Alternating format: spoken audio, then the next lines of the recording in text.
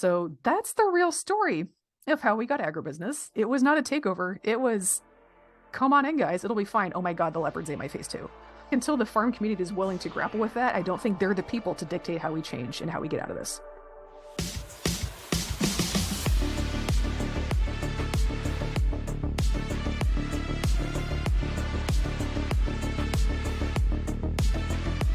You're listening to Farm to Tabor, and we're back again with Hannah Ehrenreich, and we're talking about the continued history of American agriculture in the United States and how it doesn't really line up with the everything used to be awesome until corporate agriculture started.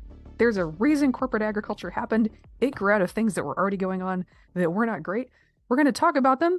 And last week we led off at southern sharecropping, pellagra, malnutrition in reservation communities, all of that good stuff. So we mentioned there was a whole lot of money coming from the South, and I think also like at the same time from reservation communities, the government contracting to buy all that grain and lard and tallow and stuff. That was mostly flowing to the Midwest. So we're going to talk this week about the golden age of Midwestern agriculture, where this myth that family farms used to make money came from. It was true for 20 years, and today we're going to talk about why. So, welcome, Hannah. Hey. So happy to be here. This is coming from a testimony before Congress in 1917. The testimony would have been after 1917, but it was using 1917 statistics just about economic development in the U.S. after the First World War. This guy said South Carolina alone had imported $70 to $100 million worth of food in 1917. In 1917 dollars. So internal trade statistics can be a little bit challenging when we do an import and export to other countries. Then it crosses the border. We have documentation. It's a little bit harder to find when it's in the United States, right? I'm sure historians and economists could go and find it. I'm a crop production person. This is what I'm working with, right? Yep. So if you extrapolate from the population of South Carolina at the time and kind of expand that to the whole South where cotton was king, as they say, 70 to 100 million a year in 1917 dollars, adjusted for inflation and for population across the whole South, we're looking at 16 to 23 billion worth of food imports to the South every single year. Yeah, every single year. So 16 to 23 billion. I'm just going to go with 20 billion, make it a nice round number. And last episode, we talked about why it was that the South was importing all this food. Hannah, can you give us a brief summary? Because I've been talking for so long. Well, the best way to keep your captive labor population captive is if you make it so that they are dependent on you in so many ways. Mm-hmm. In addition to mob violence, Jim Crow laws, segregation, all this stuff, right. It was not strictly a legal and violence effort. There was also like supply chain issues used to keep people under control. So that's kind of what we're exploring today. I think most folks who are interested in the history of the South and of labor are familiar with all the violence that was going on, with all the legal stuff that was going on. The food and supply chain part is a lot less known, I think. A lot more subtle. Yeah, and I think we don't talk about it because it does not fit the picture of, oh, well, the food system used to be good and wholesome. It totally, or self-sustaining in any way. Yeah, it kind of undercuts that whole idea of, the food systems used to be good, whole, and pure. So, but essentially, right, post-slavery, sharecropping became the thing. And what the sharecrop landowners did in order to keep people sharecropping and not, say, being self-sufficient, self-sustaining, and able to, say, act in their own behest politically, was they made food dependency part of the sharecropping arrangement. And so they undertook the obligation, those brave landowners, to feed their sharecroppers. And they fed them with things that, due to the expeditious nature of trying to get large amounts of grain to poor families from the Midwest, turned out to be massively niacin and vitamin B deficient. And wow, that was a bad idea. Mm-hmm. But why did they do it? They did it for power. Mm-hmm. And lots of people died. Mm-hmm. Yeah, we think that we know of, there were about 100,000 people who died from pellagra. So that's not the number of people who had it. It would have been much larger. But the people who had it so severely, they died from a very treatable malnutrition problem. And this was going on from about 1900 to 1940. So well within living memory. And again, it's really fascinating to me how much this was such a huge deal in public health, and we've completely memory hold it. Because again, if we remember that this happened, then we can't believe that the food system used to work before World War II, right? Right. So was it 1984 is the one that had Big Brother in the memory holes? Yes. Yeah. I used to not really understand where scratch that. Orwell. different dystopias. Orwellian that we Yeah. forget that. We've been like hanging out with Ray Bradbury lately in this house. So, That's cool. yeah. So I never really got what Orwell was going at, as a much younger person. I was like, how can people just forget these terrible things? And then I learned more about our history and I was like, oh, our history is full of this stuff that we have just memory hold, because if we actually admit it happened, we have to really change how we look at how we're doing things now, right? And again, what do historians rely on? And authors, in a lot of cases, rely on. They rely on documented evidence that is submitted in a way that is easily verifiable. Mm-hmm. Unless you're talking about, early meteorological data, which is diary based or things of that nature. But essentially, if you're a poor sharecropping family, are you going to report this to your local newspaper that prints your name if you're Black in lowercase? No, you're not, right? And if you are the doctor who's there treating people and your entire existence depends upon the wealthy landowners actually paying you to treat them too, are you going to write this up? Again, the economic impact of this, the economic impact that makes memory holes, it's unsurprising, but also very shocking, right? Yeah. Yeah, it's pretty impressive. And I think we talked a bit about this a little bit the last episode. The public health professional who was really able to bring to blow this open was a federal employee, and so he didn't answer to Southern landowners as directly as local doctors might have had to or chosen to. And of course, he was wildly reviled in the South for it. It was like, he's just some like damn Yankee who wants to make us look bad. And I'm like, well, I don't know, like starving people to death makes you look pretty bad. What can I say? But it was a big political flap. We're currently dealing with a public health problem of massive proportions of a different kind right now. As a food historian and someone who worked in food safety for years before this happened, where we're dealing with a lot of the same attitudes, we have business owners who are like, well, I shouldn't have to do anything to keep my place clean because I mean well. And I want I want my customers to be healthy. And I'm like, okay, it's easy to say you want that, but are you going to do anything about it, right? That translation got really missed. My personal favorite too is when they're like, but it's really important that we stay open because these people need jobs, right? Mm-hmm. Similar thing with the sharecroppers. Oh my God, what would these poor people do if they didn't have our land to farm, right? Yeah, we're job creators. Except we're terrified when we actually answer that question because we can't let them leave, because then who's going to farm our land and allow us to continue our life of leisure and wealth? Yeah, so the public response to COVID is really, once you've worked in public health for a while, I was working in food safety before the pandemic and kind of starting to get to know the Pellagra story a little bit. Once you've seen how public health debacles unfold, nothing about COVID is surprising. I don't want to be that person where I'm like, oh yeah, well, this is just how it, there's nothing surprising about this, because I think that people take that to mean don't be shocked. No, it's shocking. It's horrible. It is not right. Yeah. And it doesn't fall in the realm of actual public health policy. It's just what we do when people are expendable. Yeah. So this is how the US and a lot of other nations have largely responded to public health disasters. It affects people, but not the rich people as much, and so they don't care. Now, interestingly enough, the fatalities have kind of switched. It's now unvaccinated, largely older white conservative folks who are dying at higher rates. That's new. At some point they may catch on, but there's so many attitudes already entrenched that have made it very difficult for them to actually grapple with that reality. And that's not unheard of, So again, I guess we're kind of finishing off some of the political ramifications of Pellagra before we get into the money part and what the Midwest had to do with all this and how much money the Midwest made off of all of this, which helps explain why Pellagra went on so long, as the Midwest was making buckets and buckets of money on this public health disaster. Anyway, we'll get into that in a minute, but that's a lot of how they get continued, is a lot of people are making lots of money by either doing nothing and just kind of like letting nature take its course, or just having a population that's too sick and tired and overwhelmed to do anything to better their circumstances. It's wild to me to watch folks get shocked by the fact that we have an overclass that's happy to let people just get sick and die. And you're like, yeah, they've always been like that, actually. Don't they care? No, absolutely not. No, they do not. No. If they cared, all it would take is a sharecropper putting on a ball gown and saying, I will never be hungry again. And then all of a sudden they'll rally. But no. No, we put the plantation owners in that hero spot for some reason.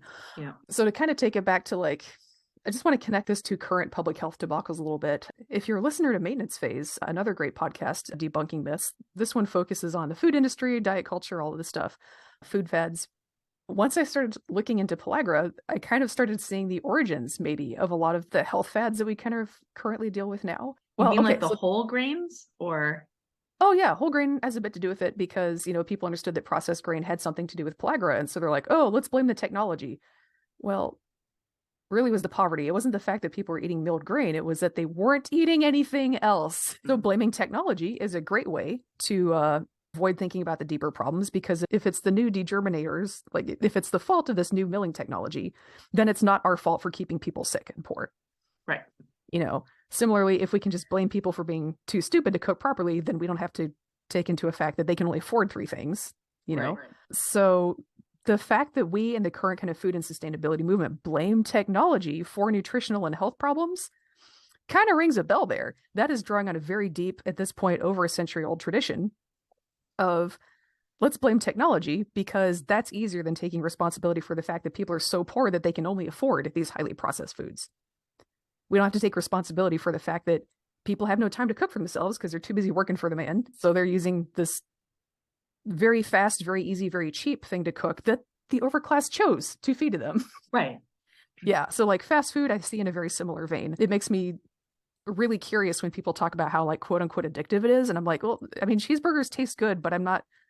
Does anybody really lay awake at night thinking I'm in withdrawal right now? No. Usually when you feel a craving for them, stop and think for a minute. Because not only are you hungry, but you're also often in some kind of time crunch, some kind of stress crunch that is making the easy access and the rapidity very, very appealing to you. I don't think it's just a taste thing. I think the time and I hate the word convenience because we use that to like shame people, but the accessibility of the food, the immediacy of it, when you need food, you need food, right? And so if you're in a situation where you're on a very quick lunch break, maybe you're commuting, you have to be in your car, of course that's going to be appealing to you. That's what your mind is going to go to. And I think the way we kind of like have this hysteria around how junk food is addicting, I'm like, we are really not looking at the whole picture here. A lot of it's about time, but the other part of it is about the ecosystem in which the food operates, right? So we're talking about the pellagra, we're talking about subsistence level, right? People didn't have the option of adding in additional foods that would contain niacin or vitamin B. When we're talking about, the problematic calorie load or the cheap ingredients or the CAFO, the disgusting CAFO conditions of factory raised and mass market produced hamburgers and cheese and chicken sandwiches and things like that.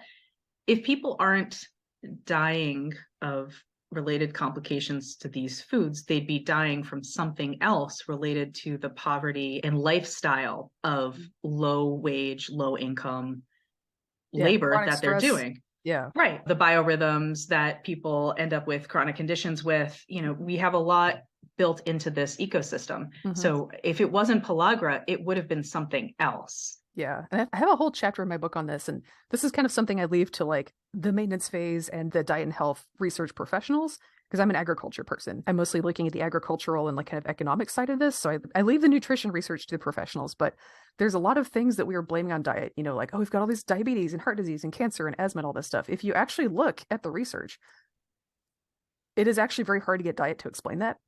A lot of it comes down to people aren't sleeping enough because they're working all the time, or they're working swing shifts, or they're working like just late long haul trucking shifts. You can't fix that with diet. You could feed this person who's driving long haul late night trucking shifts a perfectly balanced diet, and they're still going to be sick because they're not sleeping well, right? And that sticks you in a whole cycle of, stress hormones, your nervous system is on too high alert. And that actually does wear you down and break you down over time. Endocrinologists, the people who study hormone systems and all that stuff, diabetes as well, because they deal with hormones. Insulin is a hormone, could tell you all about this. Again, highly recommend folks check out maintenance phase, let's actually look at all the health research behind this. That's not something this podcast is well equipped to do. I just want to make a quick detour into that just to say, again, we have this culture of blaming all the poor people are sick on their own personal behavior or on technology, because then we don't have to look at poverty. And this pellagra outbreak is a lot of where that comes from. That's where that got cemented into popular culture very early on. So learning more about it has been really, really interesting to me. Along the lines of a 2020 phenomenon that illustrates this point as well, because you mentioned asthma, a lot of low-income housing is also built right up next to highways or in lowland areas where VOCs and NOx could basically get an extra dose of concentration due to the natural geographic formations. But we actually solved a lot of air pollution in 2020 when people stopped commuting. And surprisingly, a number of those jobs kind of were like, oh, you can continue to function at home. Oh, we didn't need this 20-minute to 2-hour long commute every day. Holy wow, what on earth? But again, the human health impacts of staying in the car for that long every day, again, having to eat convenience or subsistence food, not having enough time to cook or prepare meals or engage. And again, not that people would necessarily do that anyway. I like Chinese food for lunch. I don't usually cook it myself. That's one of those things. But they were also breathing in and creating all these NOx and VOC emissions from cars. And oh, shocking, after years of saying that the building envelopes were the main source of pollution, oddly enough, we managed to get a tremendous amount of clean air from just removing all these cars from the road in unnecessary commutes. Yeah. Well, something else that I looked into when I was, doing my brief chapter in my book about all this public health problems that we're blaming on food actually come from a lot of other things that are related to overwork, capitalism, yada, yada. Capitalism. Mm-hmm. Yeah, Capitalism. We just sing it. Capitalism. Capitalismo. So these are diseases not of poor diet, but of exploitation. Right. And if we call them that, then we would have to riot or something. So we're not going to do that, right?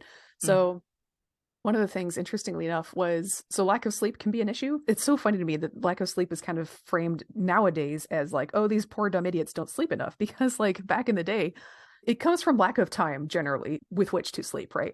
Between work, commute, family responsibilities, all that stuff, then there's just not a lot of time left. And sleep is where it tends to come out of. Because back in the day, like, before the last 10 or 20, 30 years, when we were talking about how poor people are lazy, dumb, and stupid, it was they sleep too much. So just a total 180 now that we found out that lack of sleep can cause health problems. Now it's people's fault for not doing it enough. Fascinating. Anyway.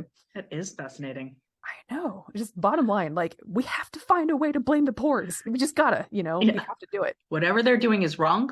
They have to do the other thing, and then that will also be wrong. Exactly. Just to be clear. Yeah. One more thing that I found in kind of the public health and fad diet discourse that might come from pellagra, this is really interesting to me, the whole like alkalinized food or alkaline diet thing might come back to the pellagra epidemic. Yeah, okay, so get this. This one's good. Okay, so and I'm probably getting this wrong because I don't actually subscribe that much to fad diet nonsense. You don't start your day with a cup of alkaline water with a squeeze of lemon juice in it? I just like to watch it go fizz. That's right. So yeah, the whole alkaline diet, like you need to eat enough alkaline or basic foods to kind of keep your bloodstream in check, because your kidneys don't do anything. They're just there for fun. God put them in there for decoration. They look cool and hurt when people punch them. Right. Evolution was like, I just want a thing in your back where people can hit you and it hurts a lot. That's why these are here. That's right. Yeah. So the whole alkaline diet concept is people are eating foods that are too acidic and it's putting your blood pH out of whack, yada, right? So I found people talking about that during the pellagra epidemic in like 1900 to 1940. Because again, when we're talking about corn processing, the way that corn was originally cooked, by indigenous peoples in the US and elsewhere was you soak it in a hot lye solution. All right, so we talked about this a little bit last time we talked. It's called nixtamalization, and that's the quote, the proper way to cook it, right? And that's actually how you make hominy. So we had this whole conversation in 1900 to the 1940s about how these poor people don't know how to cook right. They're not doing nixtamalization because they were starting with grits that you couldn't nixtamalize because they were pre-ground. Anyway, yeah. So again, like deliberate ignoring of the economic circumstances, right? But that was kind of a discourse that was starting to happen as early as, the pellagra epidemic, 1900 through 1940, is these poors aren't making their hominy right. You got to soak it in alkaline water because that'll put your blood pH right and you won't get sick. Strange. Yeah. The poors are too dumb to cook and ignored indigenous people. Like in the early 20th century, we had that discourse going on. So obviously, they hadn't quite figured out the niacin chemistry yet, and so that's why they thought it was a pH problem. Like there was kind of a generalized, somewhat awareness that corn and corn preparation had something to do with pellagra. They were still trying to figure out a lot of the details. I think Joseph Goldberger nailed it down in the late 19-teens, early 1920s, I think. So we had a decade or two of total ignorance and a couple decades of willful ignorance after he figured that out. Fantastic. Just, yeah, that's the best way to end a decade of ignorance, is to do it more. Keep doing it, yeah. Was there any public action or requests for wheat flour instead of corn flour, or to shift? I mean, it was more expensive. Yeah. Okay. Yep. So that wasn't. It wasn't grits. After a certain while, you get used to eating grits and cornbread. So that's just what your diet is. The South had biscuits. I have been in the South. I attest to this. Yes. They're soft wheat biscuits and stuff, but they're higher end food. How are you going to know who's who if everybody's got nice biscuits? As I die. Yeah. So I think last time we talked, it was kind of about the logistics of how pellagra happened. And today we've been talking about the cultural impact. And it's wild to me, too, because, again, nixtamalization, it really occupies center stage in this, as well it should. It's a very important food processing thing that doesn't get enough credit. That being said, indigenous peoples were eating a very well-rounded diet. They weren't just eating nixtamalized corn. So if you're only eating nixtamalized corn and other niacin deficient things, then whether or not you nixtamalize is going to make a big difference. But if you're also eating game, fish, birds, nuts, berries, all kinds of other things, it doesn't really matter so much how you process your corn. So I think kind of focusing on that really misses the big picture of people are eating a very restricted diet. That's the only circumstance that it really matters that much how you process your food. Right. Whether or not you nixtamalize. And that kind of gets to the point of like dispossession of land so people can no longer hunt, or fish. Also plays a huge part in why they're getting pellagra. Like this is why people on reservations were also getting pellagra at a very high rate. It's not because they didn't know how to cook corn. It's because they were dispossessed. They had all the resources stolen. So again, it's very important to look at this as a poverty issue, not just like, these dummies didn't know how to cook issue. But yeah, the alkaline diet thing just like got my attention so much because it was just wild to see like what sounds like a very modern wild health food fad have these roots that go back this far and that are directly related to blaming poor people for being sick. Like, this is where this fad came from. It was made for this. That's fun. I remember reading a New York Times editorial when the South Beach diet and like the Mediterranean diet really launched in the early 2000s. And they were like, this diet may work fantastic for most people. And, it's lean proteins and it's lots of vegetables and it's very limited carbs, but it's just too expensive. It's too expensive for the average person. And I was like, wow, you are sitting on the point. And you just missed it. Like it just went right, whoa, bam, right over you. Yes. People would choose to eat these things if they could afford to eat these things. The reason that they can't afford to eat these things is because of exploitation. Of exploitation. Is at the bottom of all these public health problems. Who knew? Like a last fun note on nixtamalization, then I swear we're going to get onto the Midwest because it has committed many crimes and we need to talk about them. Nixtamals, it's a way to process food, right? And so what it does is you soak corn kernels that are dry in this hot lye solution and it loosens the seed coats off. Like, if you're eating popcorn, it's like the hard shell coat that kind of gets stuck in your teeth. So it loosens that part. So when you stir it, it kind of comes off and you get a bunch of like naked kernels that are swollen and kind of puffy. That's like your hominy grits kind of thing. And you can smash them by hand and make a nice dough that's just made of corn kernels. That's what nixtamalization does. That's what it's for. I feel like if it were invented now, health food people would rip it to shreds because it's no longer a whole grain because you lost the seed coat. Oh, no. Yeah, you've lost a lot of fiber when you nixtamalize, right? That you rinse those hulls off and you get rid of them. It's a caustic chemical process, so it's dangerous. It alters the starch, like it gelatinizes the starch. Again, that's why it makes a nicer dough, why it softens it up. And it also enhances the flavor. Like it's kind of the difference between like cornmeal and like corn chip taste. It's a little bit sweeter, kind of nuttier, but just like a bigger flavor. So it's an artificial, harsh chemical process that removes a lot of the fiber and enhances flavor and makes it addictive. That's nixtamalization. I just like to thank nixtamalization for my corn chips. Yeah, so it's funny to see how it's kind of, like a very good and useful and decent and noble food processing method. I think almost like gets fetishized a little bit right now as like it's the solution to a lot of things. This is why those dumb poor people didn't know how to do it, and that's why they got sick. And we know better, thank God. But if it were invented today, the same people would hate it. I grew up with a lot of new vegetarians in hippie communities, and let me tell you, brown lentils are never the same once you've had them when people didn't know how to cook them. I can see that. And I think that, this is the same type of deal, like just because it's relatively raw does not mean it should be ingested by a human body. Yeah. Are these like the ones that keep their shape when you cook them, or are these the ones that turn to mush? I have to know. Oh, no, these are the ones that keep their shape. Mm-hmm. Yeah. It was like eating water beads. Yeah, I can see that. Yeah. I mean, they're great if you cook them right. They're great if you are, making Indian food and have spices and cook them right. But that was, I think, a culture issue. That wasn't what we're talking about here today. So we can cut that whole segment out there. Yeah. I would say like everyone in every socioeconomic class is capable of bad cooking. And yes. Yeah. But white people in this country are particularly good at bad cooking. Yeah. From my experience. Yeah. Just brief tangent. We went on this family trip up to, I'm going to have to apologize, upstate New York, the Finger Lakes this summer. And we were in the grocery store and we're like, oh, this is why this part of the country is obsessed with food. It's terrible. You're like desperate for a way out. I'm just like, where's the barbecue? We're trying to make tacos or fajitas or something that night. Like that was our assigned cooking night. So we were trying to find like something that you could use as taco seasoning in the grocery store. There was a whole aisle of so-called spices and not a single thing that you could use as taco seasoning. It was grim. I don't know how they did it. Wrong part of the country. Yeah. Yeah. I'm just like, what is happening? Every variety of tomato product known to mankind, and most seasonings that would come out of the southern Mediterranean, but no on the tacos. Yeah, there's 34 different kinds of apple butter, a whole aisle of like various Italian seasonings, but not a single taco. Yep. Like we got cumin and red pepper and made it work. Yeah, and that's fine. That's what you got to do. But I was intrigued at the choices made in stocking. Back to a colonizer immigrant story in terms of that. Very present here, you know? Yeah. Well, we got her done. Well done. We're resourceful and we made it happen. Gotta innovate. It was hard to find the cumin though. If you had come a little further east, we would have taken care of you. But yeah, that's rough.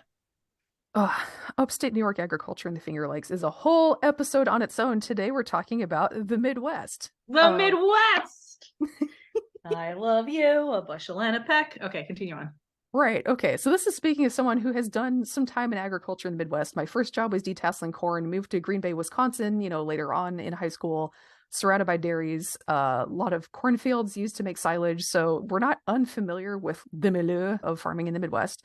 So now we're going to talk about some things about why the Midwest is the way it is now and how this one period, 1900 through 1920, like the first half of the pellagra epidemic, really shaped the Midwest and by extension, the food system in the whole United States. How the Dust Bowl grew out of this period, actually. Some really weird farmland real estate stuff that happened as a result of Jim Crow that has a lot of interesting parallels to today's housing real estate market. We talk about all the ghost towns in the Midwest and the Great Plains, and we don't talk about where they came from and maybe why they were doomed to be temporary this whole time. So today we're getting into that. Yeah, it's going to be some good stuff.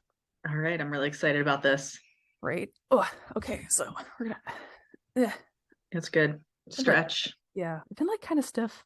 We should talk about American Gothic too. So this famous painting of the old guy with the pitchfork and his... Not his wife, the daughter. Yeah, the folks in the nice house in the background. We're going to talk about that later on. So just look for that. Art movements, camp, farm wealth. It's going to be great. So to take it back, so we had South Carolina alone importing $70 to $100 million worth of food in 1917 in $1917. If you extrapolate that out to the whole South, that's coming out in put it into today's money. That's about $20 billion worth of a year worth of food imports that were going to the South. So that would have been corn grits, ground corn, and salt pork, molasses they would have been getting from somewhere else. But those are the two main diet items for poor people was salt pork, fatback, whatever you want to call it, goes by many names, and ground corn. So those are two things that are products of the Midwest. So this was a lot of the Midwest business at the time. We have, again, this mythology of like, oh, the family farms, they used to be small and independent and self-sufficient. And no, they were raising cash crops to exploit a very exploited market. So this is kind of going back to how we talked about kind of early on in our first talk. The small, humble family farmers of, Jersey, Delaware, Pennsylvania were feeding the slave trade is what they were doing, right? With all their corn, wheat, pig, beef exports. So that whole system just kind of like, evolved over time as it moved west to feed the internal sharecropping, which is just like the new version of the old thing, right? So this sparked off what we call the golden age of Midwestern agriculture, the folks who do agrarian history, 1900 through 1920. This was 20 years when family farms made good money. And when I say family farms, I mean people who owned their land, because the tenants and sharecroppers in the Midwest, we're going to get to them, and they were making very bad money. And that helps explain things about how the history unfolded. You mean there was the exploitation within the exploitative system? It was like a Russian nesting doll of sharecropping. It's just, you laugh so you don't cry. It's just like sharecropping is not funny. It's just the fact that we've managed to forget it and that we have all these landowners who made massive amounts of wealth on it are now portraying themselves as poor suffering family farmers. That is funny. So yeah, that's what we're going to hell of a narrative switch. It really is. It really is. Like, I love to exploit people, make tons and tons of money off of it, wait a couple generations, kick these people off the land, wait a couple generations, and then launder myself as the people who got kicked off the land, even though I'm still here. And maybe there's like a story there. I don't know. Oh my God. All right. Tell me about this golden age of agriculture. So, golden Yeah, age for now, who owned land at this time? like American Gothic guys. Gotcha. Yeah. Again, like it's kind of like agriculture today. It's kind of a motley crew of like very wealthy like investors, and there's also kind of like your small town local power players. You lived in Fayetteville, you know how that works. That's true. And Rob is reading a book right now called Wastelands about the North Carolina hog industry. And because he's lived with me for a long time, he's absorbing the ways that the narrative kind of got framed as like small farmers versus big farmers. And he's kind of looking through this and he's like, well, all the big farmers say they're small farmers too. So, and they're going out there Yes. and they're getting laws changed in the name of protecting small farmers. And so this whole discourse of like, do XYZ to save the small farmer is a hell of a trap. Anyway, I think we're on a tangent now. Save the small farmer that does exactly the same and to scale farming practices as the large industrial owned, quote unquote, farms, including leaving their hog waste in lagoons for the next hurricane to wash down into our drinking water. Yeah, well, not exactly. It's not that small farmers and big farmers, like the big corporate farmers, do the same things. It's that the big corporate farmers call themselves small farmers, and the actual small farmers with smaller properties who are not doing the industrial stuff are making all their money at big city jobs that pay quite well, and they're using their farm as a tax break to build wealth. And they make up probably about 60% of US farms. Yeah, you have this population of fairly wealthy people who can run around calling themselves small farmers, who actually have no incentive to make agriculture work as a food system. So that does interesting things to our food system and to our political. I'm just trying to think if there's like a corollary in other industries. I guess I'm gonna have No, to that's why mull on that a bit. Yeah. I mean, maybe small family sweatshop owners is probably the closest thing. They're a big force in the garment industry. You have a lot of like just, yeah, small sweatshops that contract out to the big guys, and they're like, we need labor laws to be easy because otherwise we'll go out of business. And no, we're not Shein. We just take contracts from Shein and they're subcontractors. We're not part of this system. We're like the little guy. Mm-hmm. Except again, like it's different because small farmers are actually like can be a very distinct financial category and logistical category from the big guys. The big guys, they're family owned. They can call themselves small farmers. They're running big feedlots and doing all this pollution so that Smithfield doesn't have to take responsibility. So Smithfield can say, no, you pass laws, you're hurting these small family farmers. Meanwhile, the actual small family farmers, quote unquote, if you actually go by how much money they're making off a farm, there's no nice way to say it. Hobby farmers. That's what they are. Like that's supposed to be some kind of curse word, I guess. Like when you call someone a hobby farmer who makes their money being a lawyer and then they spend their money on their farm and you say that's a hobby farm. They're like, how dare you? I'm real. So like 60% of US farmers are hobby farmers. They're using their farm as a tax shelter. They have a day job somewhere else, which is how they actually make their living. And that's part of why the statistics of small farms are so like low. Number one, they tend to cheat on their taxes and just don't report a lot of income because that's easy to do with the farm. What? Yeah. Number two, they use their farm. What? Yeah. Number two, they often use the farm on purpose to lose money for the tax breaks. So like, of course they make no money on the farm. Anyway, so that was a digression to farm finances. Small farmer does not mean what people think it does. And that kind of goes further back into history than we might think too. So let's get into 1900 to 1920, golden age of Midwestern agriculture. What was going on then and what it had to do with farm finances, how people were making decisions about land, and how that created a lot of problems like farm depopulation and also the Dust Bowl. And it was all fueled by pellagra blood money. Oh my God. Yeah, so good. Okay, so again, the golden age of Midwestern agriculture, we're talking a 20-year time period, 1900 through 1920. Before 1900, farmers weren't making a lot of money. Every once in a while, you'd hit like a boom period when grain prices were high, you'd make a lot, and then it would go away in a few years. After 1920, you start having like the quote unquote agribusiness consolidation era. But in that 20-year span, 1900 through 1920, farmers who owned land in the Midwest and to some extent the Great Plains were making money hand over fist for 20 straight years, which is weird. So let's talk about why that happened. We've already kind of alluded to it a little bit. Okay, so let's talk about why that happened, why 1900 through 1920 were amazing for Midwestern farmers, the economic changes that caused, and then the fallout. Okay, so 1900 through 1920, we've already talked about pellagra being a big part of why the Midwest was making so much money. The South was sourcing all of its corn, from the Midwest, most of its corn from the Midwest as cheap rations, and salt pork, which came from hog feedlots in the Midwest. The Ohio Valley was full of like corn and cattle feedlots like starting in the 1830s. So feedlots are a much older tradition than people think. They're not a modern Yeah, they are not a modern post-World War II agribusiness problem. They are this is the laziest way to raise cattle problem. And that's been the case for a long time. Yeah, if you have access to a lot of corn, which they did. So again, feedlots date back to at least the 1830s in the United States.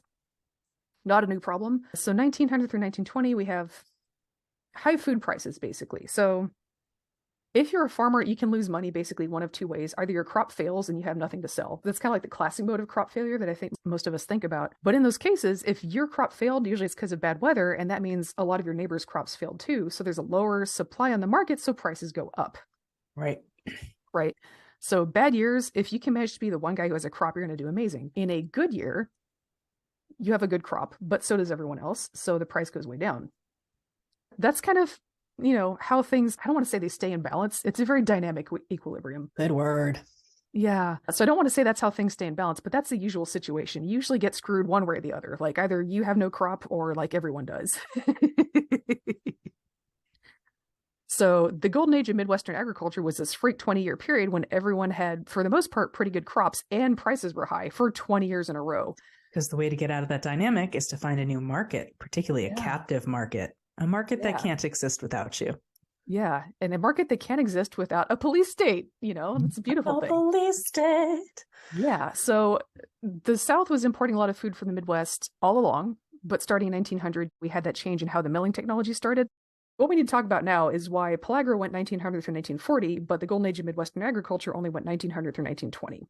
Yes. What happened? Why did it cut off in the middle? Yeah. So a couple things. The boll weevil. Not the boll weevil. It's the boll weevil. So, okay, there are a few words that I can't pronounce not with a Southern accent because you just never hear them said that way. So boll weevil is one of them. Like you can't pronounce the whole thing. It's boll weevil. There's one L. Like when does that ever come up in Iowa? It just doesn't, right? So boll weevil is an insect. It's native to Mexico and further on south because there are cotton species that are native to the Americas.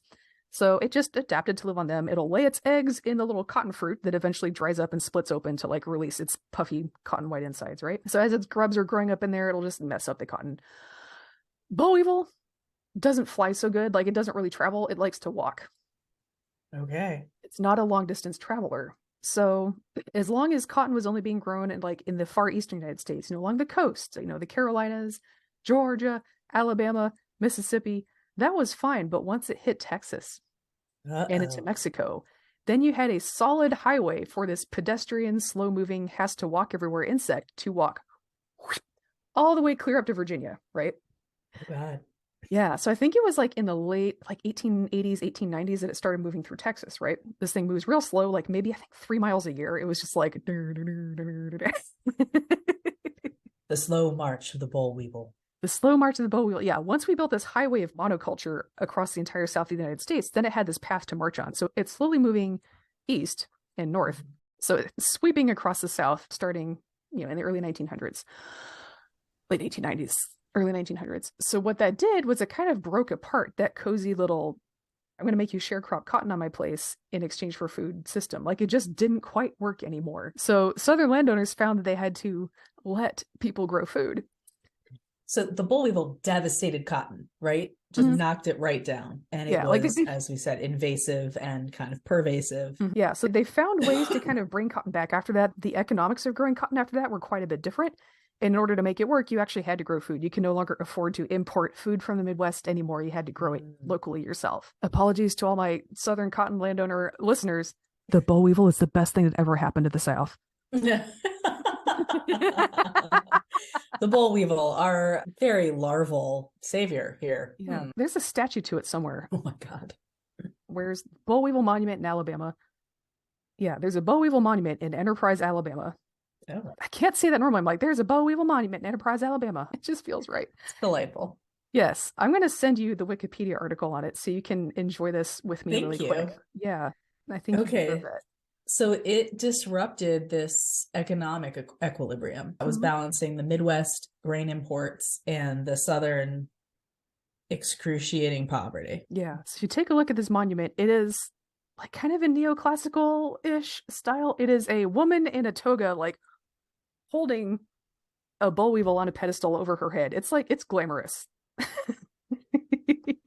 It's very, she appears to be Holding it aloft. Tribute erected by the citizens of Enterprise in 1919 to show their appreciation to an insect, the boll weevil, for its profound influence on the area's agriculture and economy, hailing the beetle as a herald of prosperity. It stands as the world's first monument built to honor an agricultural pest.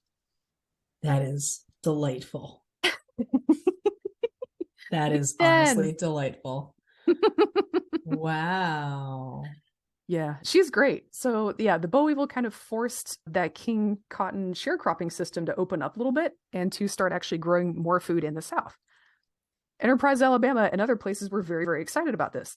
The Midwest, had they been paying attention, would not have been excited about it. But I don't think the Midwest was really paying attention, because what was also happening as the boll weevil was starting to move across the South, World War One. Yeah. The trenches. Oh, World War One and the Russian Revolution. So, Right. yeah, Europe can't grow its own food because so many of its fields are crisscrossed by trenches, right? They're doing trench warfare. So you have this massive demand for mobilization, more food, and at the same time, decreased capacity to grow it. And thanks to the Russian Revolution, the Black Sea wheat exporting region is not doing so hot.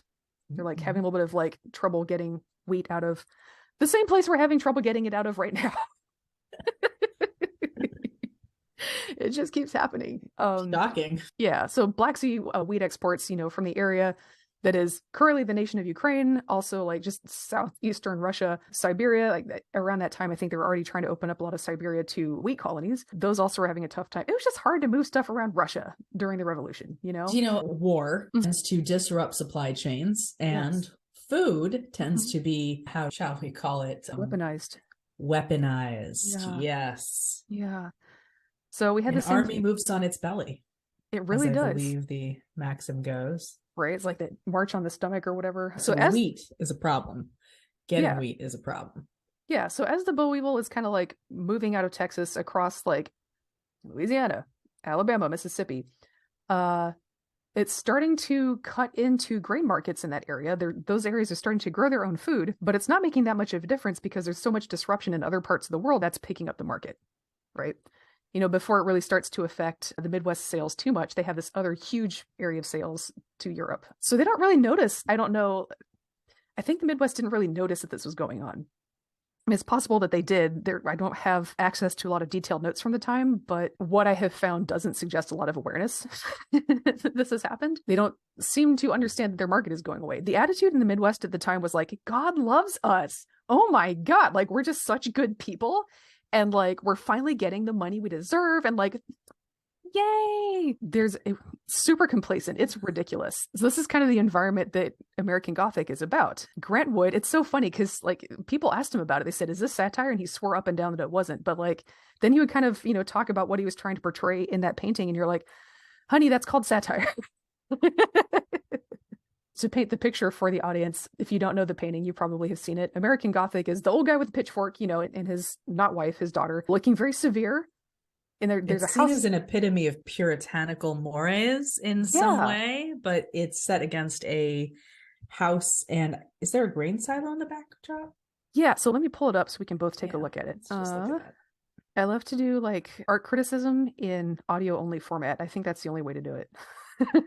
I will say I saw a rendering of this with some of the Muppets at a fast food chain restaurant a couple weeks ago. It was quite exciting.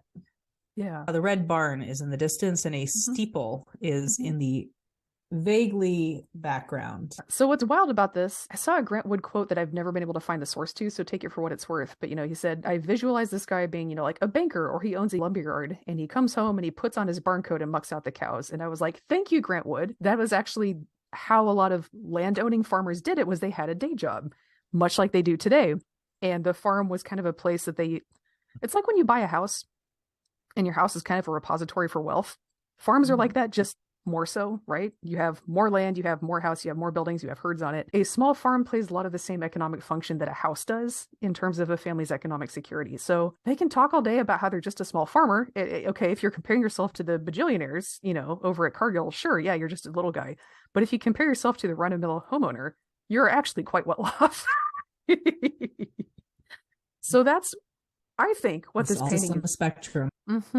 Yeah, it's like, well, if you only compare yourself to rich people, of course you're going to feel broke. Like, it's just truly wealthy people. So if you look at this painting, I think that's kind of what it's getting at, because the farmer and his daughter are dressed in very, I want to say like poor people drag. It's a very humble barn coat. There's overalls. She's got like a calico apron on, but she's also wearing a brooch. She slipped a little bit. The house behind them has a little Gothic window in it. It's 2 stories. It's made of milled wood. There's like some nicely turned finials on the porch columns and stuff like that. So this is not a poor people's home. They got a little lace curtain. If you look on the back, there's some tropical houseplants on the porch. There's like Sansevieria and a begonia. So these are things that need some extra health care in a place with harsh winters like Iowa. They've got a barn in the back that looks quite new. So these folks are standing out here in front of like some very clear signs of wealth and comfort, dressed in poor people drag, holding a pitchfork. And that's American Gothic. So it goes to the sense of reinventing the narrative, right? Because if you set this standard, right, for what is poor, if you will, or severe, if you will, right? Where does the shantytown, the shack, the sharecroppers, very humble abode, where does that fit into the narrative? Yeah, exactly. When you have rich people dressing up in poor drag, this is what poverty looks like. All those bums living in tents on the street, like that's a different thing besides poverty. That's just like dereliction. We're poor and we're deserving poor, and we deserve things and you should give them to us. Just really quickly, the house in the background, if they're living in Iowa, the trees have already been cut down in Iowa by this time. The trees that were there, because they did have forests, are taken away for timber. So if you are having a newish wood frame house in Iowa in, I think 1930 was the year this was put together, that's coming in by rail. So you have folks who are making their money off of long distance food trade in order to buy a house built on long distance trade. So that kind of like clashes with the image of like, we're local, we're rooted, we're part of this community, we grew out of the earth. My understanding is Grant Wood was not a straight man, and I'm just like, oh, this is camp.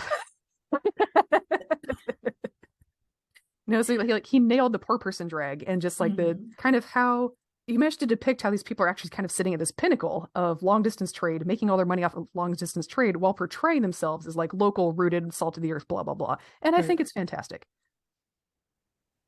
It's beautiful.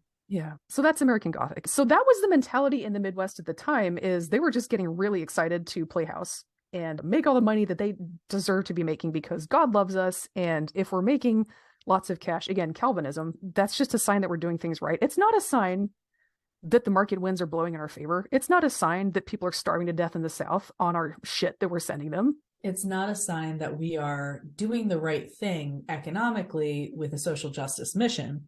At all. It's literally just prosperity gospel, where if you have wealth, theoretically, you are already blessed. Yeah. So how do you think folks like this, when they got together and talked about farm policy, how do you think they felt about Jim Crow? I mean, any chance they would have been against it because they were making $20 billion on it collectively per year?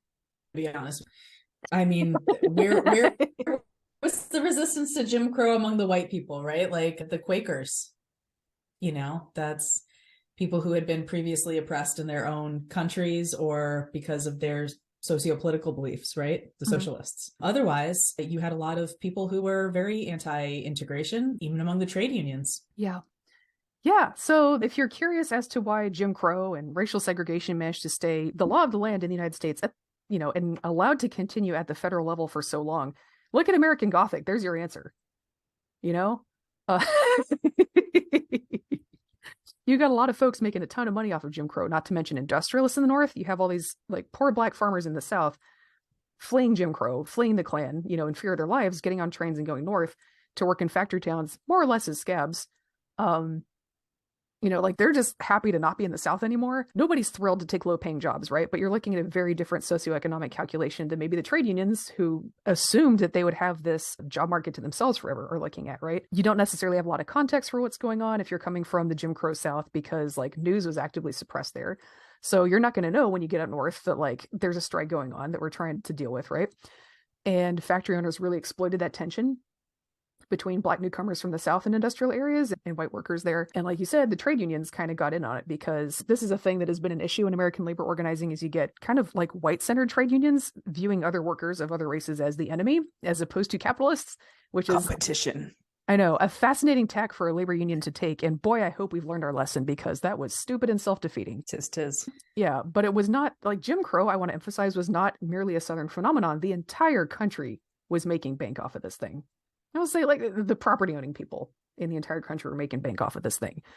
So in American Gothic, we get a window into one class of people who are profiting off of Jim Crow and pellagra. Like, these folks were making money hand over fist and causing a horrible disease and helping it stay, kind of helping it continue because it helped them economically. And that is the foundation of the American family farming population in the Midwest. If you meet someone who's a family farmer of 4 or more generations in the Midwest, this is how they made their money. Pellagra. That is so exciting. Yeah. If you go and you look at, again, around in the Midwest, and we have a lot of conversations about these falling apart ghost towns and how sad it is that these things are falling apart. People are abandoning the heartland. We could ask ourselves, what was filling the heartland, quote unquote heartland, with people in the first place? It was like a boom and bust food system that didn't actually work for people, for most people who are in it. I mean, people who wanted to live, to be clear, right? I mean, Yeah. This is why you have all these ghost they towns. weren't good at killing people. Yeah. If you look at, kind of these falling apart ghost towns in the Midwest and the Plains that we're actively eulogizing right now, the buildings were mostly built 1900 through 1920.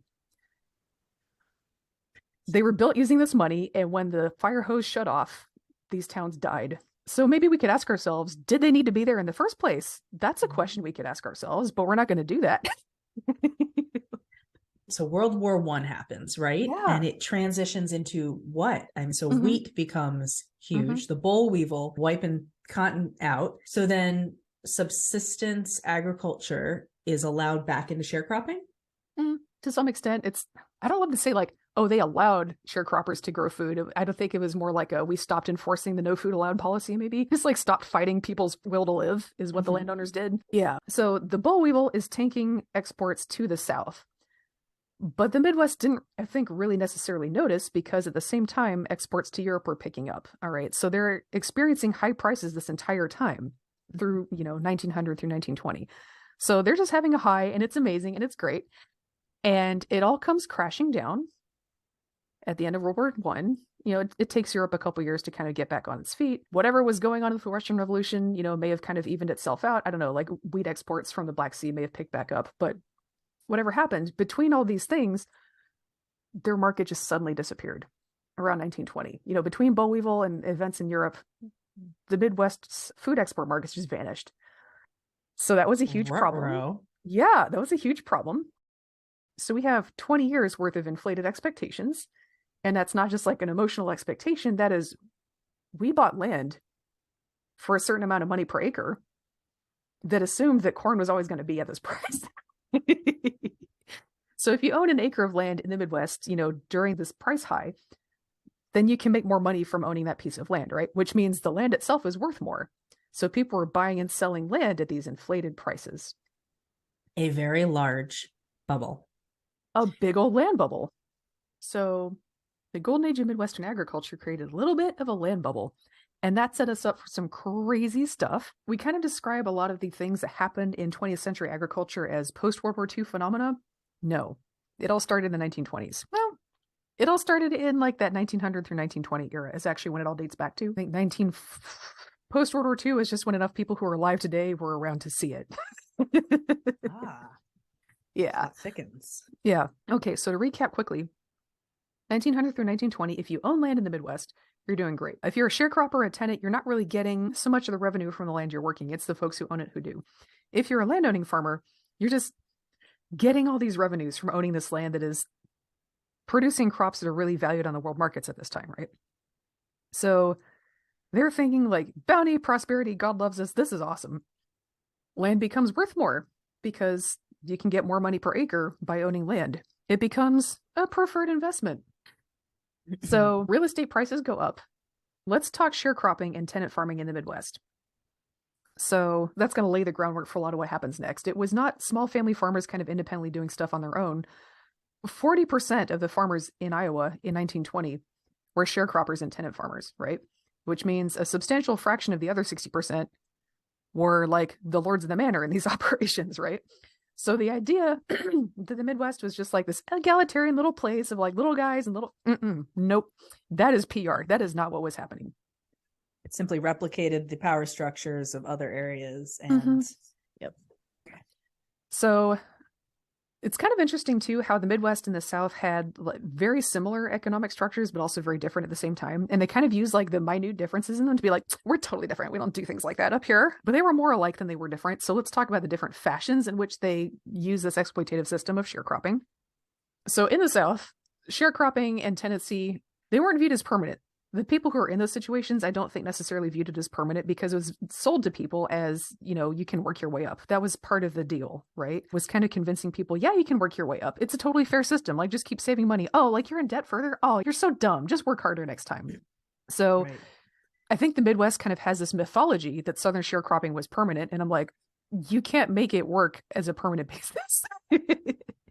You got to let people at least think that it's temporary and they can work their way out. So y'all thinking you were the only people who lied and said you could work your way out? No, they did that in the South too. I've also heard people descended from Midwestern great landowners at this time insist that like, oh, but we loved our sharecroppers. It was different, which the Southern landowners also did. This company is a family. Yeah. So a lot of the rhetoric that Midwestern landowners used to explain why they were different from the South was actually identical to how the South presented itself as well. Well, really, I mean, if the formula works, why differentiate, deviate? Yeah. The Southerners borrowed it from the North. The Midwesterners borrowed it from the South. That's the way it goes. Yeah, it's kind of like how like Wall Street capitalists and drug dealers learn from each other's tactics. It's all extractive capitalism in the end, That's true. Yeah. The first one's free, but the next one will cost you. Yeah, correct. Balloon mortgage, baby. So prepayment penalties. Yeah. The minute differences that we did have. So folks in the South could wind up in a multi-generational situation because if you're indebted to a landowner, then they can keep you around. They would do that. It's just insisting that you could work harder and get off next time, right? So there was a little bit more of a tendency towards more multi-generational tenure. Tenure, like, it implies you have rights to the land. Multi-generational captivity.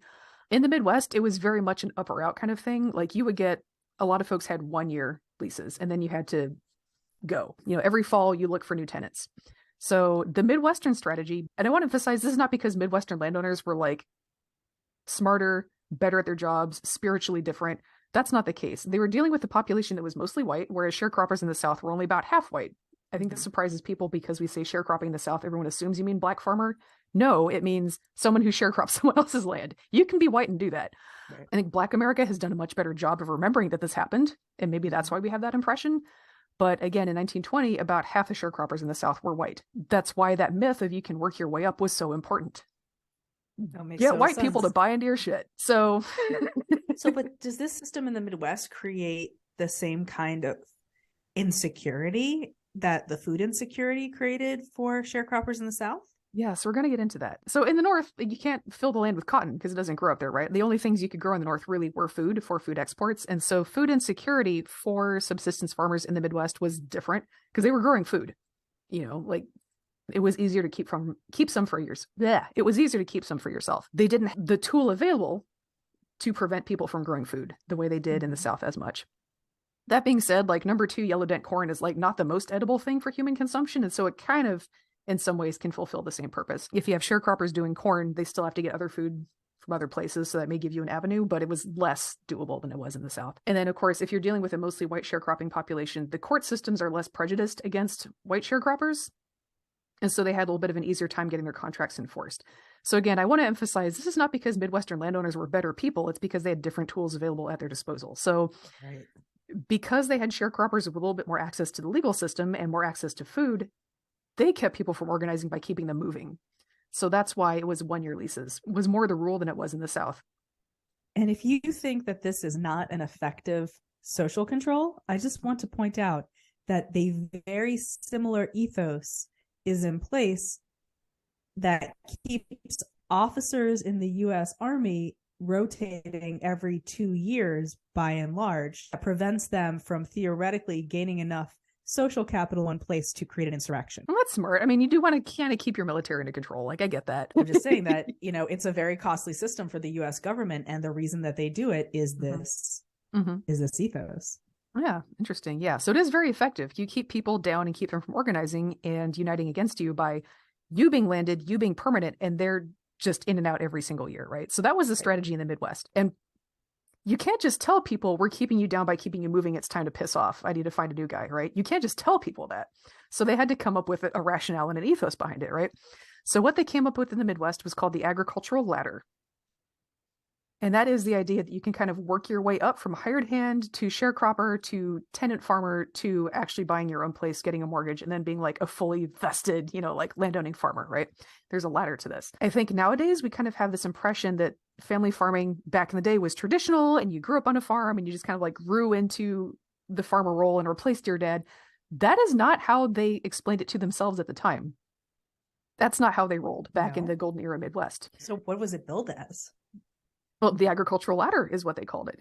So yeah, it's like an apprentice / journeyman system. So anyone who's been to grad school is this is gonna be familiar to you. Say you grew up on a farm or you don't grow up on a farm, either way, you start out by being a hired hand on someone else's farm. You work for like hourly wages that are very low, but you may get room and board, and like the farmer's wife will patch your pants. So you're like part of the household, like you're a retainer in the household if you're a hired hand. So this shows up in Wizard of Oz, actually. The Scarecrow, the Cowardly Lion, spoilers, and the Tin Man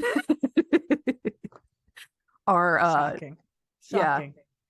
Yeah. Dorothy has like a lot of the movie is Dorothy basically having a dream or a vivid hallucination based on 3 farm workers on her family's farm. They were hired hands. So again, it's wild to have like Hollywood artifacts left over from this time when the agricultural ladder was still a thing, because you can point to it and be like, oh yeah, the 3 guys in the Wizard of Oz, hired hands. So they were kind of like members of the household. Ideally, you're not getting paid much in this stage, but your cost of living is very low. It's kind of like nowadays, I think the farm intern is kind of how we're doing this. So ideally, you save up enough money that you can become a sharecropper. Ooh, you're moving up in the world. Now you're a sharecropper. Yeah. Yes.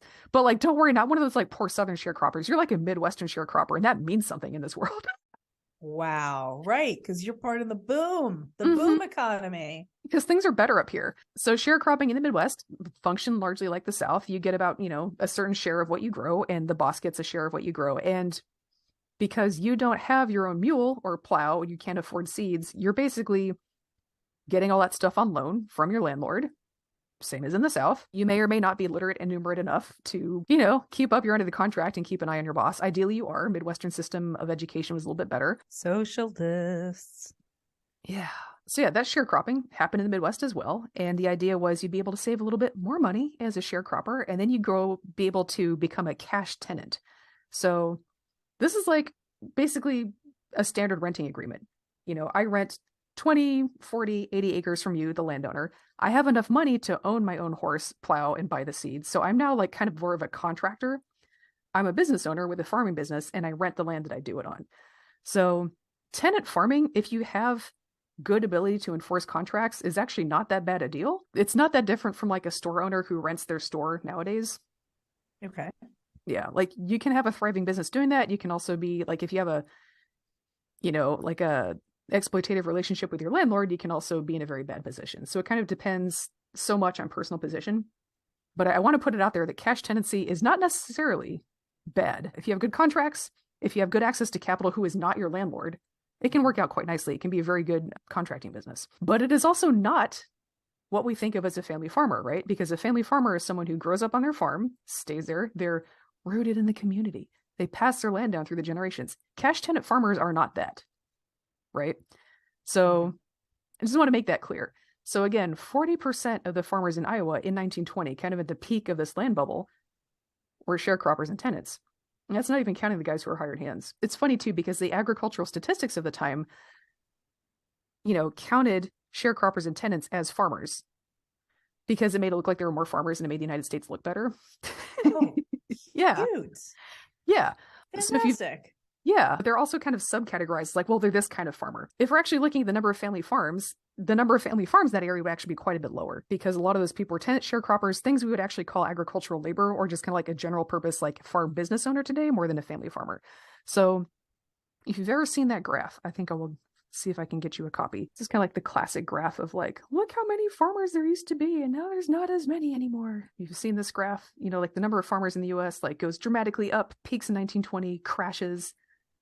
Oh, yes. Oh, no, I have seen this. Yes. Yeah. Classic graph. Source USDA. Census of Agriculture through 2012 and Farms and Land and Farming 2017. A summary. Yeah. So I'll include it in the episode notes, but this is a classic graph you see pulled out in like the food and agriculture sustainability discourse constantly to show, there used to be a lot of farmers and now there aren't anymore. And the population just dropped drastically. You notice how it kind of evens out in the 80s, and the number of farmers stops dropping in the 80s, and it's been pretty consistent ever since. And the size of farms also keeps going up and up until the 70s or 80s, and it's been pretty steady ever since. No one ever talks about that part. It's almost like we're not facing a constant loss of small farmers. What we're facing is a demographic transition that had a start in 1920 and ended in the 1970s or the 80s. That's the collapse of the agricultural ladder. Oh. So starting in 1920, we're going to get into the dynamics of this a little bit, but to briefly summarize, we had that agricultural ladder with all these tenants and sharecroppers on it. And over the next 60 years or so, the farmers at the top who already owned land kicked everybody below them off. That's what we're seeing in these statistics. And that's why we stopped losing so many farmers, and why it leveled off starting in the 80s is all the tenants and sharecroppers were pretty much already gone. Oh, wow. Yeah. The number of white landowning farmers has actually not changed that much. So it was just the poor folk, the end of the poor folk being included in this category. Yeah. Or the end of this category. Yeah. So let's get a little bit more into the dynamics of how that happened. Because again, there's a huge parallel to today's housing market. So I think we should pay attention. Yep. So this kind of comes down to escalating real estate prices. 1900 through 1920, again, we have a big land bubble. Land becomes worth a lot more. People who own land are making tons of money off of it. The tenants and sharecroppers are not. They're not benefiting from that. So they're paying money to these landowners. And that's part of why landowners are doing so well in this 1900 through 1920 period. They were not just monetizing the land, but they're also monetizing farm workers. So part of this, in that same time period, Iowa used to be swamp more than prairie, a lot of it. And so they had to drain a lot of land in order to make it farmable. So a lot of Iowa and the Midwest in general is still tiled. They call it tiling. So you dig a trench, you lay in like kind of a bunch of like flat clay tiles and then bury them back up. And that kind of helps the water leave. And it'll kind of, you have like a herringbone pattern through the field. There's a central ditch, and then it goes into like bigger public works ditches. So they eventually invented machines that would do that. But in this 1900 through 1920 period, that was mostly hand labor that was done manually by sharecroppers and tenants in exchange for a discount on their rent. Okay. So that's an extra workload that Midwestern tenants and sharecroppers were having to do that did not exist in the South. Interesting. Yes. So they're doing this for a discount on their rent, so it doesn't really cost the landowner anything. Tiling the land, however, would increase its value by up to fivefold. Makes total sense. So, yeah, Like so the landowner painting is your apartment for your landlord. Yeah. So the landowner is spending basically nothing, maybe the materials. The landowner is spending basically nothing in exchange for a fivefold increase in their property value. That sounds great for them. That sounds like a wonderful system. Yeah. And then if you're a tenant or sharecropper who's trying to buy into land, like save up enough money to buy land, well, more and more of the land is becoming... Price yourself out of the market. Yes! That's what happened! Oh, man. So when we look at this collapse in the number of farmers that started in 1920, that is renters getting screwed out of the market. It is not loss of family farmers. That is renters getting fucked out of the market. Exciting. Yeah. How different if we actually talked about that and why this was not agribusiness, this is landowners that did this. If we talked about that, how different would our discourse about food and how we fix the food system be? Well, I think that people have a very simplified idea of what good farmland is, right? I mean, a number of times you and I have talked about soil quality, right? Mm-hmm. But you can take bad farmland and turn it into good farmland with excellent stewardship. The labor theory of value. Oh, yeah. So it's fascinating to me that people might believe that, there's just, that farmland is worth whatever it's valued at, right? And there's no negotiating on that. And in actual fact, it's not a constant value. This is definitely a value that responds to availability, external markets, and also, again, power and socioeconomic control. I would say there's no such thing as bad soil or bad land. It's just, did you treat it right? Are you trying to grow the right thing there? Yeah. So we have this whole time period when landowners are really capitalizing on the fact that they own land, getting people to do extraordinarily valuable work for them for basically free, and then pricing those people out of the market. That's where all those poor farmers went. So they were tenants and sharecroppers, and they got priced out of the land markets. That's what happened. So any parallels to like maybe today's residential real estate? I don't know what you're talking about. Of course, ranch houses and, 2-bedroom, 1-baths are $500,000 or $1.2 million. I mean, it just makes sense. Yeah. Yeah. Any family could afford that if they really worked for it. Well, I could just do a reductionist parallel for a second as well. You know, in Barbara Ehrenreich's work, Fear of Falling, she talks about how the middle class is terrified of losing their place, right? Mhm. That they aspire to a specific type of house, a specific lifestyle. And what they're worried about is becoming homeless, is becoming working class, it's becoming lower class, like is falling down this class caste ladder system. If you don't have a homeless population to terrify your middle class with, right? What are they then going to look to do? Who are they then going to compare themselves against? Just be grateful you've got a place to go at night. Right, yeah. That's a nice place. They look at the things you can provide for your family. And maybe it's not what all these billionaires have, but it's better than what that guy in the corner has, right? Mm-hmm. And we don't want to become him. So we're going to toe the line and not quit our jobs and, you know, work for the money. Just be grateful that you have something at all. Right. It 'tis the season of gratitude. Mm-hmm. Yeah, so we have this real estate bubble that is being pushed in the Midwest. It's being done at the expense of renters, like literally at their expense. Prices people out of the market. So a few different things happen. The time that it takes to climb the agricultural ladder, you know, in 1900, I saw a study on this. It took 5 to 10 years. It's a decent length of apprenticeship, but it's accessible. It's a thing you can do to build a career. By 1920, it was more like 20 years. So that's getting into most of your working life just to get started actually on your own. So the agricultural ladder starts to become a lot less appealing towards the rural working class, which at the time was huge. This was, you know, prior to rural depopulation. So you have this massive population of very poor farm workers who are white and are citizens and can vote in the Midwest. You know, in the South, about half of them are not considered citizens effectively. So that was kind of how landowners in the South prevented organizing. But in the Midwest, they're like, oh, we're going to have to come up with something else. So number one, they kept them moving. But that was starting to become not enough. Because with the advent of the automobile, people could travel. You know, with telephones, people could talk more. So in 1911, Northern and Southern landowners get together to found the Farm Bureau. Oh, the Farm Bureau. Yeah. Oh, this should be an intense experience. Yes. So the birth of the Farm Bureau. So, you know, prior to the Civil War, Northern and Southern landowners were kind of at loggerheads. You know, you got your Southern farmers doing cotton. You got your Northern farmers kind of doing their own thing. They're selling mostly to the Caribbean. Remember, prior to the Civil War, the South was growing a lot of its own food because, like, not for any benevolent reason. They're just like, oh, I'm a landowner. This helps me keep control of my labor force. That makes me feel good. So that's why they were growing most of their own food in the South before the Civil War. After the Civil War, they switched to being the gatekeepers for food imports from the Midwest. So Northern and Southern landowners now have a shared economic interest, and they also have a shared interest in keeping sharecroppers and rural labor down. So all of a sudden they're friends, and they decide to really... Fantastic.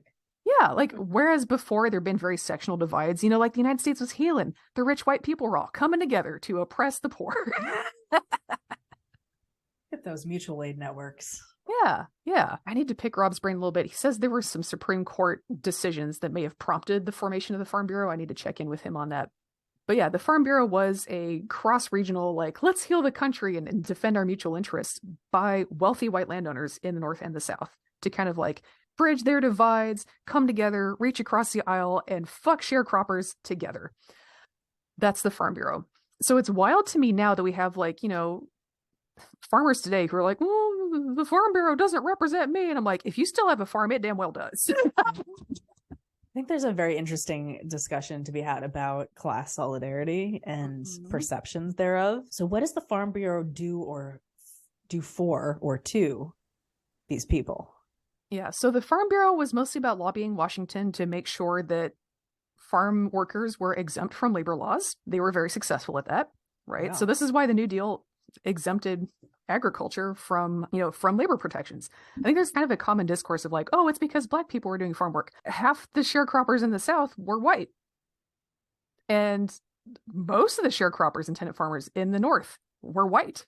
This was not I don't want to be like, it wasn't anti-Black. It obviously was. But I think framing it as a racial issue actually gives white people a false sense of security. And I don't think we should do that. We already feel too safe as it is. This was like domestic labor also similarly. Domestic labor in a lot of the country was heavily Black, but not universal by any means. I think a more useful way to think of it in parallel with the racism that was obviously a huge proponent of it was also Farm labor and domestic labor are jobs that are happening not on a factory floor, not in a dockyard, but within wealthy white people's own homes. And the government can't tell a wealthy white person how to run their own castle. No. I think that's actually like a little bit more helpful way to think of it a lot of the time, because framing farm labor as a job that was exclusively people of color at this time is just not true. And I think it also lets rich white people off the hook for what they did. Like it's kind of ignoring some really important wealth dynamics that were happening at the time. And the fact that Midwestern landowners were a huge part of this push. Don't let them off the hook. So yeah, if you've ever heard people say things like, well, the rural areas used to be populist, whatever happened to that? This is what happened to that. Oh, no. Yeah, because I think what people think when they say rural areas used to be populist is like the grandpas and great grandpas of today's farmers were populist. That is absolutely not true. They were fucking reactionaries. That's why they kept the land and they're still there. The people who were populist were the sharecroppers and the tenant farmers and like the folks who had just bought land and still had a mortgage to pay. And they've since been squeezed out. That's why rural areas used to be populist and they aren't anymore. The populists are gone. They have been evicted. They have been evicted, yeah. So that's fun to me to hear, gosh, like well-meaning, like wannabe socialists who know nothing about American history. The populist eviction. Yeah, they're like, well, we have to appeal to farmers because like they used to be populist and we can totally get them back. And I'm like, not these farmers. Like the folks who are still there are there because they had multi-generational wealth a century ago. They're the folks who kicked the populists out. You are never getting them on your team. Just, sit with that, live with that, and maybe become friends with farm labor instead of farmers. There we go. And like, again, it's wild because they're like, well, they can't vote. I'm like, a surprising number of them are residents and citizens, and the citizens can vote. It's an excellent point. Yeah. So this idea of like, oh, farm workers, like, like that what's happening to them is so sad, but like we can't really address it politically because they can't really vote. Nope, that is missing the point. And I think the idea that we're supposed to discount farm workers because they're not really citizens and can't be involved in the political life of this country is an idea that rich white landowners and farm companies and agribusiness want us to believe. So I would encourage you to pay a little more attention. Like I would encourage folks to like maybe not buy into that so much. So yeah, like what you're telling me, Sarah, is that there is a largely untapped voter base in farm labor. Yeah. Yeah. Yeah, because a lot of those folks, like either they came to this country as kids or they're born there, their parents are farm workers and they're in places with really limited economic circumstances. And so you do what jobs are there, work in the pork plant. So you can be a citizen and be a farm worker. It happens a lot, actually. This is exciting. This should be exciting news, right? Yeah. For this whole where have all the farmers gone narrative. Farm workers, not farmers. Yeah. This is a distinction that goes back to land ownership. Yeah, a lot of the folks that we were like looking back and going like, oh, those radical farmers of yore, they were farm workers. That's why they're not on the farms anymore. They got kicked off. And the folks who are farm workers today, still pretty inclined to be populist, and pretty inclined to be just in need of civil and human rights. Yeah, like they're in need of a lot of service, really neglected population when it comes to civil rights, labor law, that kind of thing. Is farmers are really, really effective at lobbying for like, well, I'm just a little farmer. And if you pass labor laws, then I'm going to go out of business, which is a line they've been pulling since 1911 with the Farm Bureau. So if you really want to fix the food system, if you really want to like kick agribusiness in the junk, I would encourage you to stop believing their propaganda about how farm workers just don't really count as people. And about how like farmers are just not the little guy. The median farmer in the US, I have a whole podcast episode just on this, is a millionaire. They're not the little guy. They own property. They are involved in like the whole capital chain. They own trillions of dollars worth of real estate in the US. Farmers are capital. So if you're trying to get them to be populists, you're just going to have a tough time. You are barking up the wrong tree. They're not your demographic. Yeah, they're really not. And that's okay. Just sit with that. Like, again, I think agrarianism has done a really good job of getting people to just really buy into this little family farmer picture. And I need you to understand that image was created for propaganda reasons, for PR reasons, if it makes you feel better to think of it that way. Farmers have really effectively marketed themselves as victims of agribusiness, where in reality, if you look at how they lobby and how they vote, farmers and agribusiness generally both believe we should not have pollution laws. They both believe we should not have labor laws. They both believe we should not have consumer protection laws. Tell me where they're different. I wish I could, but I can't. Yeah. Yeah. So again, when a farmer says the Farm Bureau doesn't represent me, I'm like, tell me where you're different. Point it to me on a map. Like you may not love them. You may feel like they're kind of hoity-toity and stuff, but when push comes to shove, there's a reason the Farm Bureau still calls the shots and you haven't done anything about it. It's interesting to think that, we have words for this. Like when things are not different, when they are in fact aligned, allied, or they are the same. They're the same. They're the same.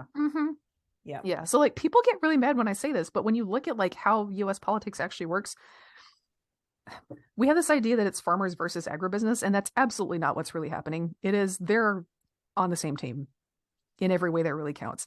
They'll bicker a little bit over like which one of them, like how to divide the spoils of the project they're doing together, which is liquidating land and labor. They have tussles over that, but neither of them really disagree over the fact that we should be liquidating land and labor. Aligned. Yeah. Allied. The same. Yeah. So that's why, again, like the way I started thinking about this was if you learn about like organic crop production, right? The question is, if you have a pest or disease that's coming upon your farm, we're not supposed to think, how do I kill the disease? How do I kill the pest, right?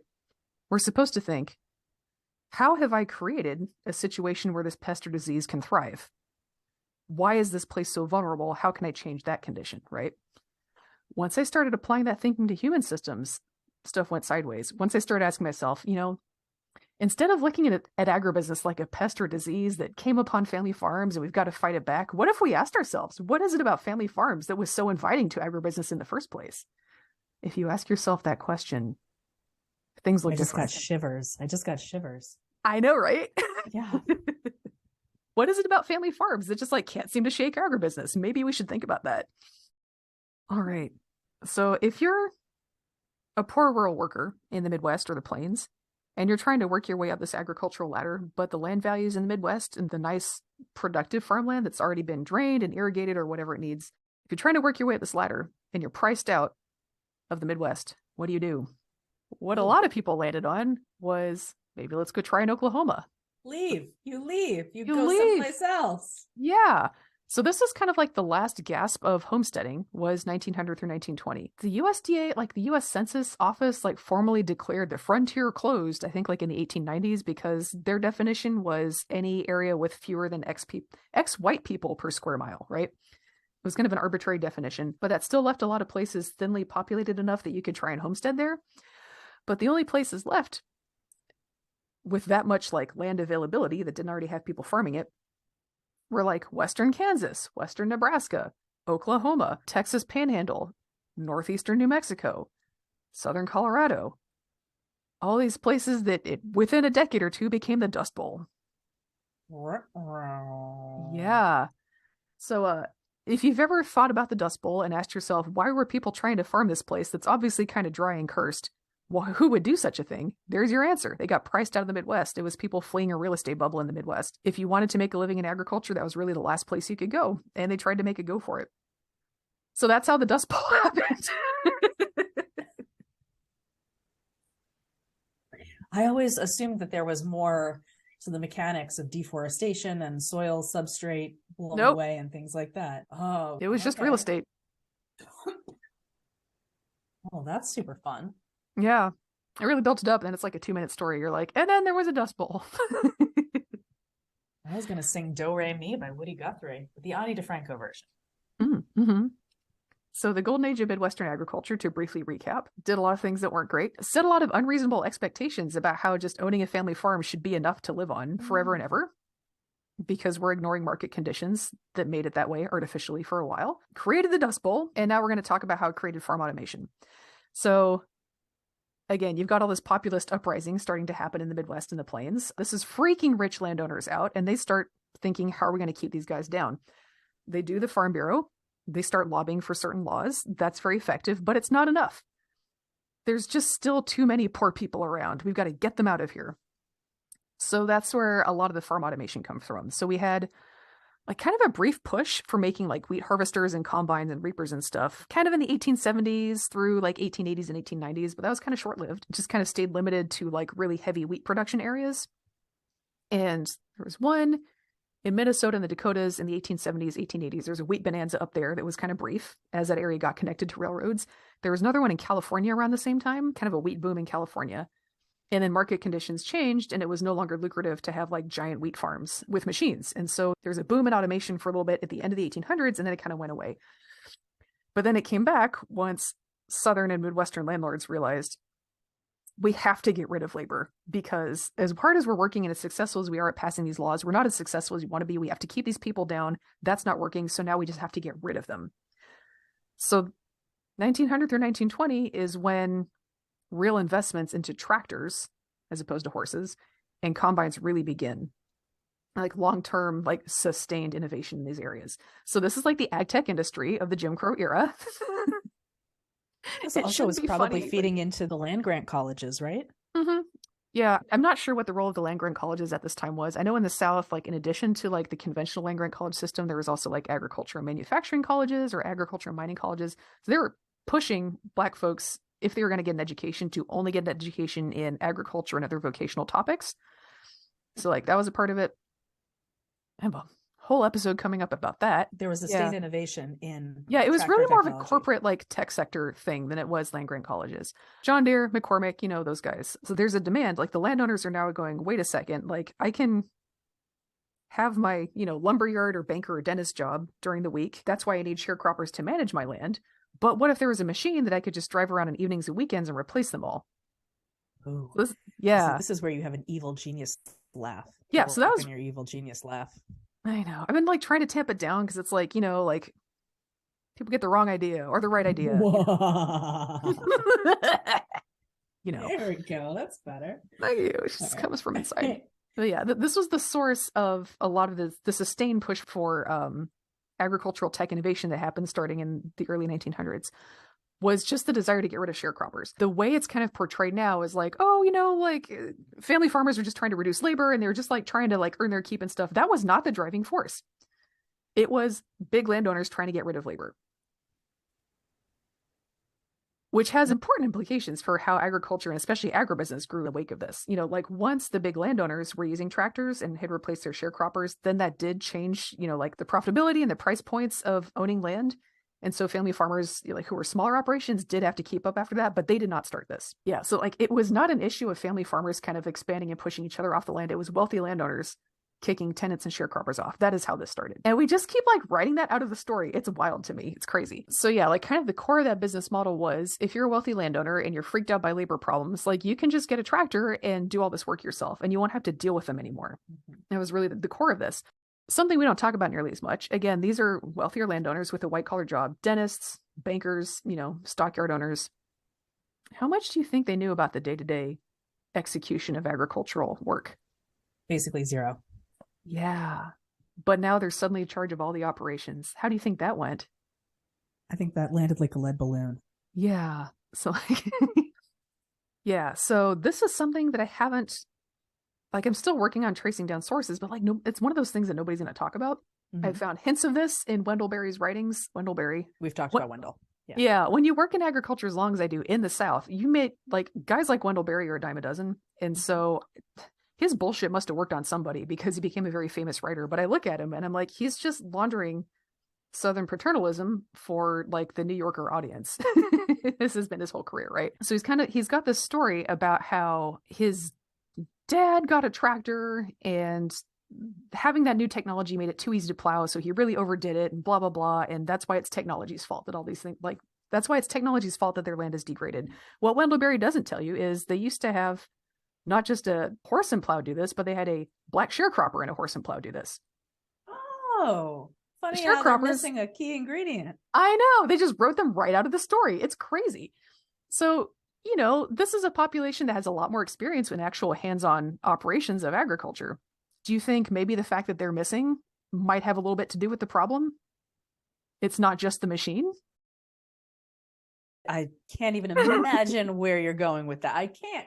You know, I mean, like, why would completely eliminating your experienced talent core in any way, shape, or form impact your performance? Yeah, how could that possibly happen, right? Let's just eliminate let's eliminate all the skilled, experienced labor and the results will be good.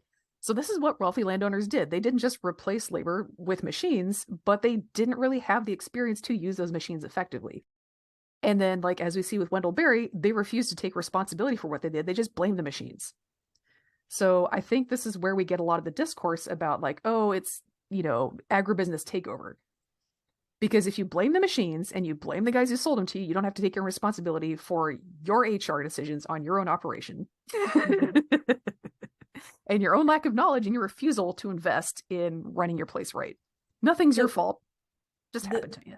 The magic of this, right, is that we basically are seeing through a 40-year period or so, the wealthy landowning class trying to control labor to so much that they want to, create food insecurity, that they want to create housing insecurity, essentially making the white shareholders in the Midwest, I keep saying shareholders, sharecroppers in the Midwest move so frequently.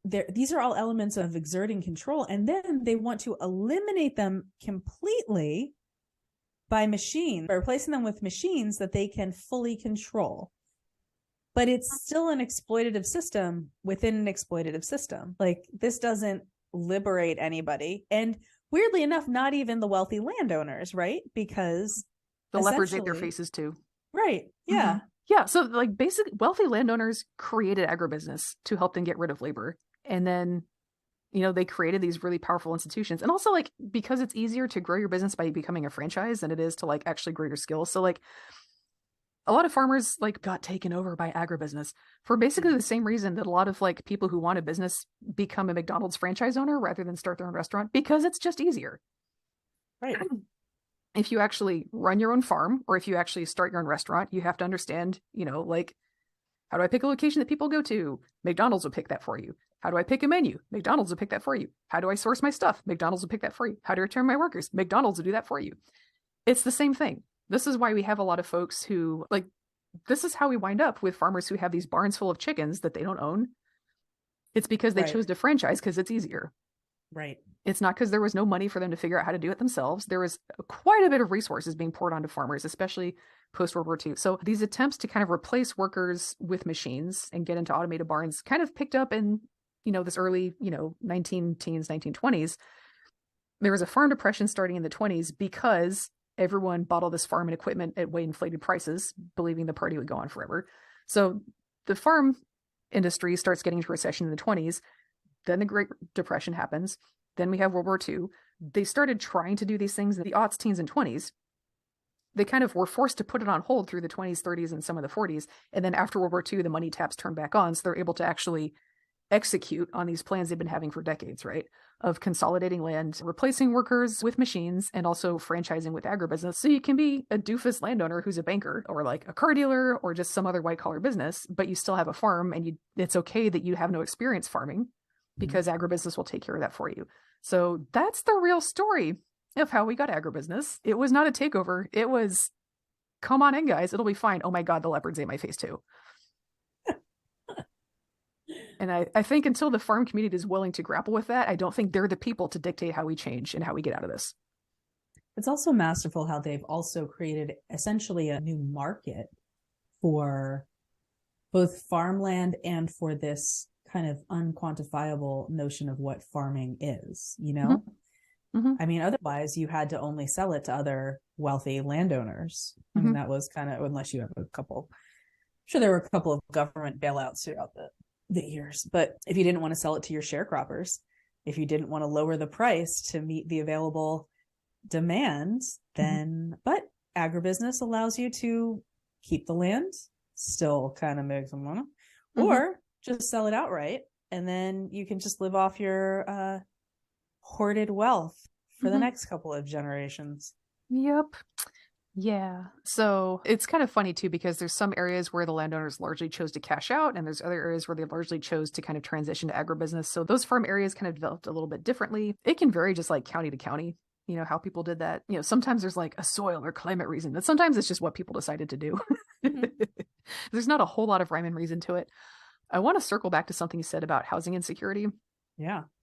Yeah. So you mentioned that one of the things that this system did, especially in the Midwest, because of the constant transients being built into the system, it created housing insecurity. Okay. So the title of this photo is a little bit of a spoiler, so don't read that, but like describe to me what you're seeing here. This comes from like some kind of WPA archive for a little bit of context. Is this literally somebody loading a house onto a movable trailer dragged by a horse? Oh my. You took your house with you? This was the origination of tiny homes, the wheeled edition. This is where mobile homes come from. Oh. The Midwest, it's not a Southern institution. So like this is a thing I would hear constantly is like, oh yeah, you know, mobile homes are descended from the slave shack. No, they're not. Slave shacks are heartbreakingly permanent. You don't go anywhere. That's the point, right? The mobile home is not descended from the slave shack. The whole point of a slave shack is it's very permanent, right? You are held on someone's property. There is no leaving. There is no moving. Mobile homes are about something very, very different. So mobile homes, as far as I can surmise, come from tenant farmers in the Midwest, you know, because if you're farming someone else's land and you have to leave every year, where are you supposed to live? You build a shack on their property. Now they own it and you have to leave. Do that every year? I don't think so. So what a lot of the folks that did was they built a little shack on wheels and they would live in it. And they, in this time period, this photo that I have is from 1936 or 37. So this is a guy moving at the end of the fall. So there's snow on the ground. He's got a horse that he's hitching it up to. He is attaching his little shack to his horse so he can go to his next gig. I think in this guy's situation, he was actually like just quitting farming. He was not trying to find a new place. So he was just leaving farming, period, because this was 36. One of the Farm Bureau's biggest victories in the New Deal and the Great Depression was loan programs for landowners to get agricultural equipment, to buy tractors and combines to replace guys like this guy who was moving out. So if you've ever heard agricultural spokesmen like Wendell Berry, Joel Salatin, Michael Pollan say things like people abandoned the countryside, people gave up on farming, people got lazy, they wanted high wages, they wanted city jobs. That is not what happened. They got kicked out. There's actually a great quote from Henry Wallace. His family had a farm journal, you know, it's like the social media of the day. You could write in, do little, you know, journalette articles. There's an article complaining about how hard it was to get rid of all these tenant farmers and sharecroppers, because the landowners, you know, who were the main audience for Henry Wallace's journal, I don't know how he got a reputation for being so populist, because if you actually look at his publishing record, nope. But he was from farm country, and that was like good enough for a lot of urban audiences. They, like today, didn't know the difference. So like folks are writing in Henry Wallace's farm journal about how hard it was to get rid of these freaking sharecroppers and tenant farmers. There is a line about how they hung on with a grim determination on the land. Oh my. Their big complaint was they couldn't get rid of these people fast enough. Because the thinking was, you know, like as long as they're here, they're being rabble rousers in my community. Poor people get off my lawn, right?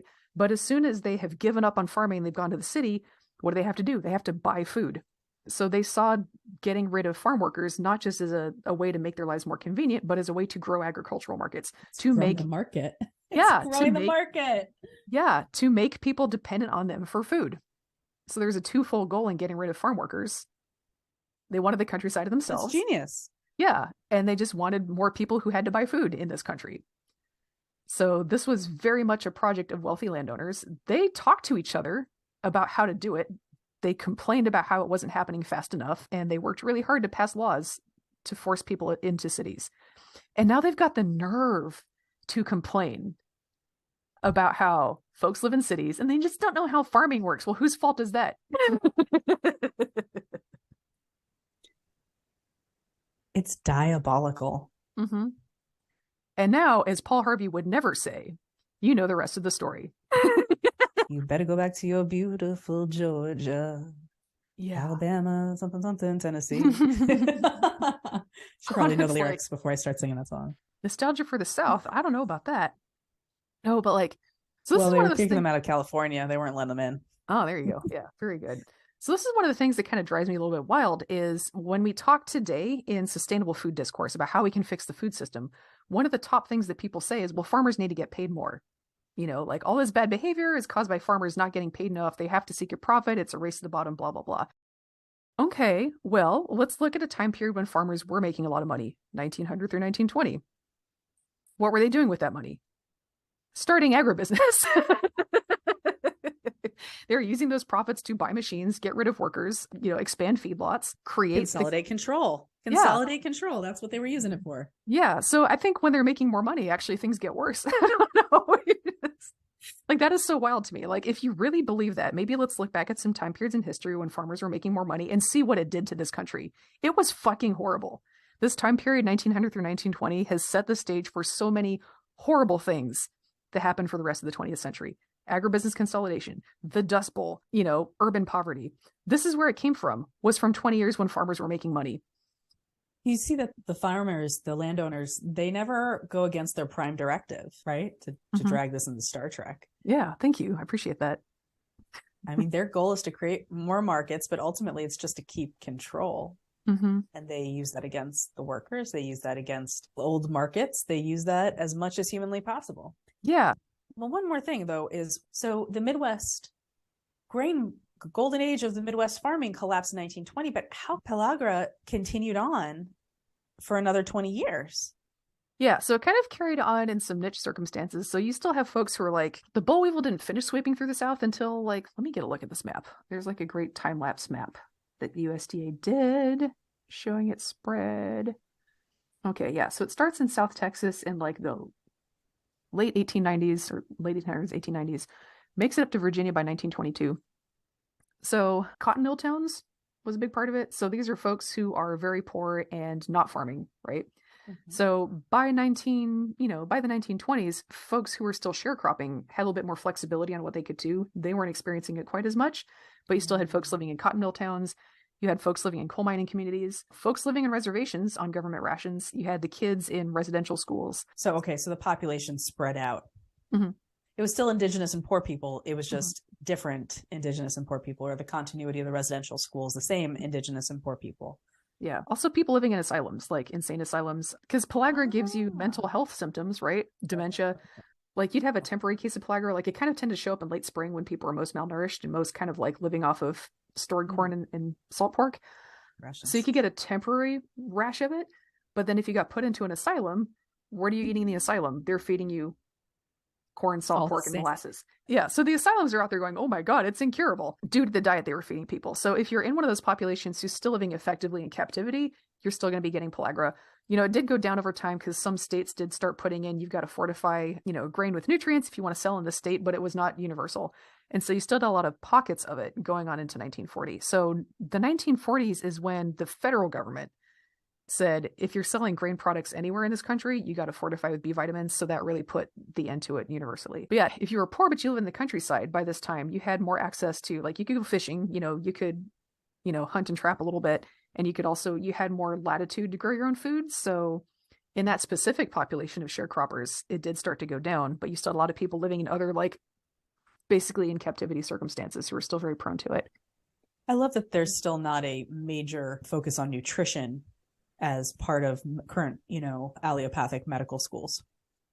Yeah, I mean, the thing is, doing nutritional research is difficult and ethically complicated. You can't just starve people of a certain nutrient anymore and see what happens, right? Because we have medical ethics now. Except for the people that we've already starved. Yeah. Nutritional research is profoundly difficult to do.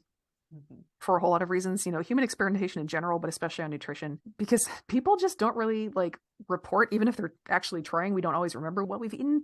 And so just getting a record of what people have eaten, basically impossible unless you keep them in, research captivity. In a confined circumstance, which I think we are all down with agreeing is probably not a good thing. Yeah. Plus, again, like we talked about earlier, a lot of the stuff that we're blaming on diet actually probably comes from other stressful situations in your life that and bad diet is a comorbidity. If you have no time, no sleep, blah, blah, blah, you're probably also eating a bad diet just as a function of the fact that you have no time and no sleep and no money, right? So sorting out those confounding variables is incredibly difficult. So, I mean, if you can't even do the research on it, you can't exactly teach in a medical school. I think the bottom line is poverty bad.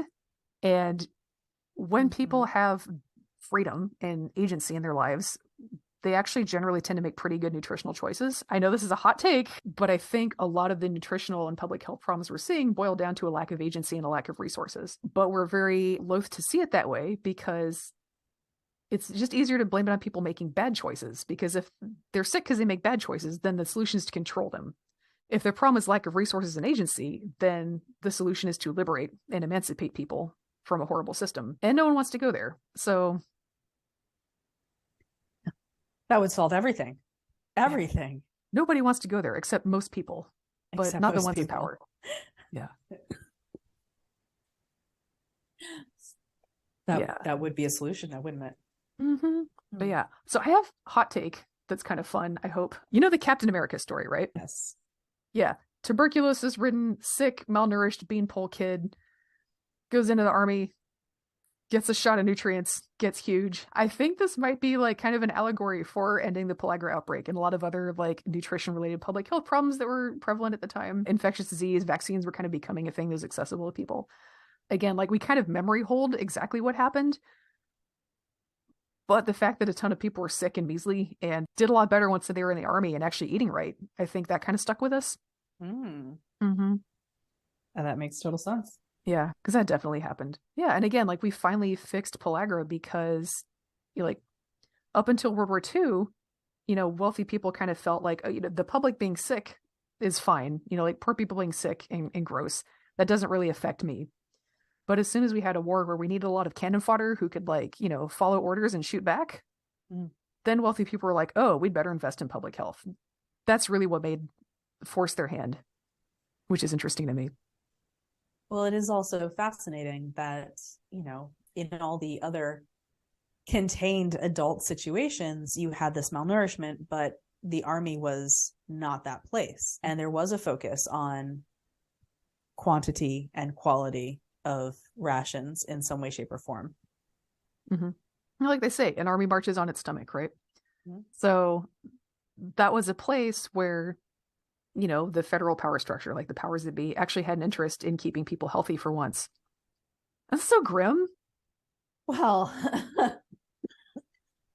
similar to the, South Beach diet is Mediterranean diet is too expensive for all the rest of us. It goes to show that we have definitely utilized the impoverishment of our populace to recruit new people to the army and provide them with a basic standard of life that is impressively better than some other things that we've managed to allow them to wallow in. And this too is not a coincidence. Yeah, when we passed that student debt relief package, we have some GOP folks complain that no one's going to join the army now. Yes. Yeah. No, that was definitely one of the things that they mentioned. We're just saying that if people can pay for college on their own, or they're not saddled with student debt forever, why on earth would they want to carry a gun for our country? Yeah. Yeah. I was like, wow, we're really saying the quiet stuff loud, aren't we? Again, sitting right on the point. Fascinating. Good stuff. So yeah, that's a little review of U.S. farm history. There's a lot of things we're leaving out. We're not getting into like all the stuff that happened in the Great Basin, California, Washington. We're kind of cutting off. We're mostly dealing with the eastern half of the country, but that is like the agriculture. That's like the agricultural approach, lifestyle, way of thinking that U.S. settlers and colonists brought with them west. So like that's the operating system they're working on as they set up shop out there out west. And again, like just the fact that the South was so busy doing a Jim Crow that they couldn't be bothered growing fruits and vegetables helps explain why California is, the fruit bowl now. So it's not unrelated to everything that happened in the rest of the country. I think this is just a really good way to kind of set the stage. And when people are promulgating certain stories and certain like ideas about how agriculture used to work that are very idealistic, that are very pastoral, that set forth the idea that farming used to be egalitarian and it used to work for people, it's absolutely not true. And I think that is a really important, this story is not comprehensive. Obviously, there's a lot of farm history that we can't cover in this, but that's kind of like the 101 level, like basics. This is what you need to know about what really happened in order to start evaluating the claims that people are making about how things used to be great. This is what really happened. And it's never, ever, agriculture has never, ever operated outside of a power structure that relies on exploitation. Yep. I have a question. And this may not be a topic we could go into here or might not fit within this context. But when we think about pellagra and residential schools and the Farm Bureau, I'm wondering about the nutritional value and or the quality of food that is mandated by our public schools connected to agriculture in this country. Yeah. So that's a whole thing. That's a whole discipline that other people actually work on.